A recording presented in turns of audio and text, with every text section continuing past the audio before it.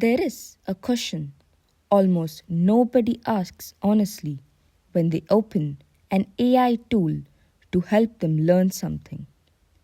It's not, did I get the answer? Did it save me some time? The question is, did I actually learn anything? Because those are different questions. And most people, if they are being honest, do not know the answer. I am Vasundhara. I'm a master's student studying AI at Utrecht University in Netherlands. I work with this technology every day. I think about it seriously, and I had to sit down with that question myself.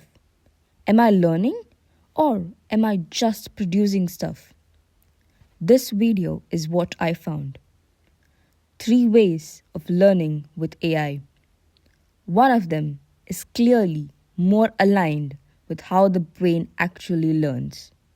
It's also the slowest, the most uncomfortable, and the one almost nobody chooses. Before we get to AI, we need to spend 2 minutes on what we actually know about learning. Because the cognitive science here is not new or contested. This is 50 years of replicated work. In 2006, two psychologists, Henry and Jeffrey, published a study in Perspectives on Psychological Science called The Power of Testing Memory. They had students learn the same material in 2 ways. One group reread it. The other group read it once, then tested themselves on it. Short term, the rereaders did better. They felt more confident too. They reported feeling like they knew the material. But a week later, the testing group remembered roughly 50% more. This is called the testing effect or retrieval practice, the act of pulling information out of your head, not putting it in, is what makes it stick. It has been replicated in dozens of studies since. In classrooms, in medical schools, with children, with adults, etc.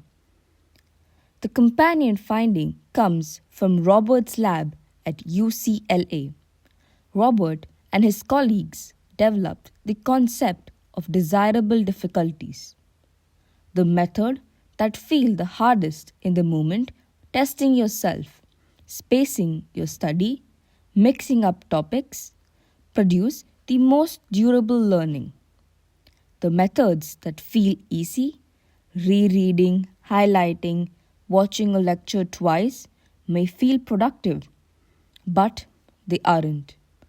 Hold on to that phrase. Feels productive, isn't. Now, let's apply this to AI.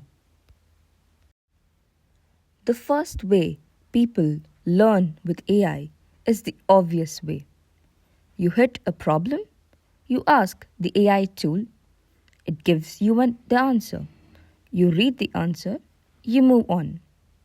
This is the most common pattern, and it is the one most directly at odds with everything Henry, Jeffrey, and Robert spent their careers documenting. Reading an AI-generated explanation is cognitively a sophisticated form of rereading. Your brain processes the text, recognizes it, often nods along. None of that is retrieval. None of it is desirably difficult. The AI did the effortful part, organizing the concept, choosing the words, building the structure. You did the easy part, receiving it and reading it.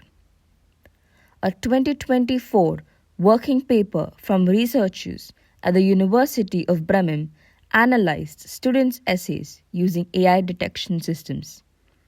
They found that students whose essays showed signs of AI use scored an average of 6.71 points lower on their exams out of 100 than students whose essays did not. The students were actually using AI correlated with worse outcomes. Not because AI is bad, because the way they used it bypassed the cognitive work that the learning requires. Feels productive, isn't. The second way is closer to what the research suggests AI could do. You ask the AI to act as a tutor, to question you, push back, refuse to give you the answer directly. The idea is theoretically beautiful. It's retrieval practice in conversational form. The AI asks, you retrieve, you think. But I want to be honest about what the evidence actually shows here. Because this is a channel about being honest with you. Andrea and Vicky, researchers at the European Commission's Joint Research Centre and Harvard's Berkman-Klein Center, ran a randomized study in 2024 with 122 Spanish high school students. They compared a Socratic AI tutor with a direct answer AI. Students using the AI tool engaged in richer dialogue but showed no significant improvement in learning outcomes or retention. And many of the students themselves preferred the direct answer versions. They found it more useful. So promising, not proven at scale. And this matters. It requires you to already know something about the topic. Questioning works when there is something in your head to question. It does not work when the head is empty. The third way is the one the underlying science most clearly supports. It is also the one I have been actually using, and the reason I wanted to make this video. You do not ask the AI to give you the answer. You do not ask the AI to quiz you blind. You bring something to the conversation. A draft, an idea, a half-formed argument, and you use the AI to help you sharpen it. Here is what it looked like for me this week. I had a presentation to put together for my coursework. The easy way? Ask Claude to draft it, then tweak it a little. It's fast, clean, and almost has zero learning though. Instead, I did this. For each section for the presentation, I asked it to give me 1 or 2 pointed questions. I answered, out of my own head, in my own words, without looking up at anything. Then, I gave it my answer and asked it to push back, tighten the logic, find where I was vague, tell me where I was avoiding the real point. The thinking stayed in my head. The AI raised the bar on what came out. This is not a magic prompt. It is a structure that respects how the brain actually learns. The AI's role is retrieval, cue, and editor, not author. You are forced to retrieve. The retrieval is effortful. And the AI does the one thing it is genuinely good at, noticing the gap what you said and what you meant. Here is the catch. And the reason almost nobody chooses this. It is slower, it is more uncomfortable, and on any given task, it produces an output that on the surface looks no better than what the AI could have generated for you in 30 seconds.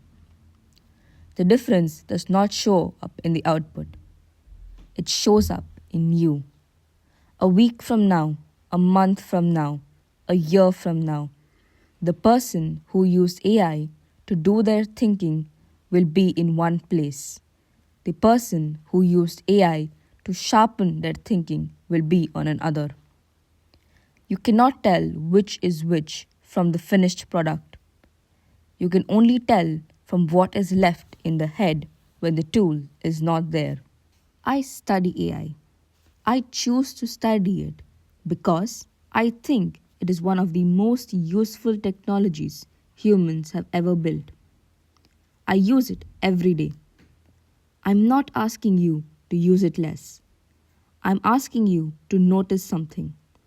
The next time you open an AI tool to help you learn, before you type the prompt, ask yourself one question. Am I about to do the thinking or skip it? Because those two paths look identical at the start. They only diverge later, much later, when it is harder to course correct. Only you can decide which one are you on. I am Vasundhara. This is AI, Authentic Intelligence, and I will see you in the next one.